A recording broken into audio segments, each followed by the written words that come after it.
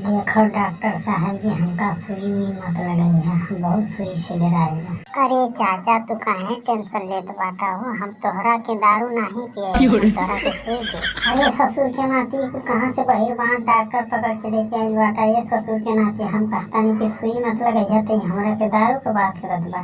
अरे डॉक्टर साहब, चाचा जी कहत बाटे कि सुई मत लगई है, दवाई दे दिया। अरे ठीक है बाबू, हम तो हर बात समझ गए। कहत बाटे कि खाना ना खाए जाता है, कोनो दिक्कत ना, बोतल चढ़ा के भी सही हो जाएगी। अरे दादा हो दादा, ई कहाँ से बहिर बाहर डॉक्टर बोर्ड पकड़ के लेके आइल बाटे। लगा दवाई तो सुई इंजेक्शन दे दे कि हम ऊपर हो जाए सीधे।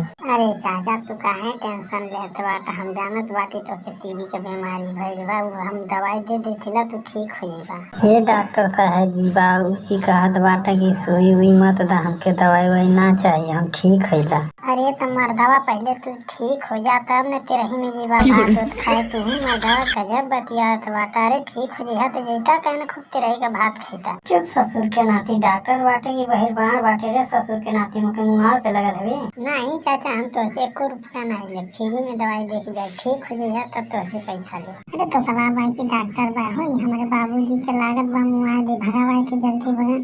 अच्छा बाबूजी, तुम के सुई लगवा के है? अरे तो सुइया हम भुला गई, बहने लगवा ली है। ये डॉक्टर साहब जी, कर पिया तोहार भैया ये माता तोरे मौसी का बियाह है, तो हम का करे अब तोरे मौसी के बियाह में? हम डॉक्टर है, हमारा बापन के तोरे मौसी के बियाह में हम जाए।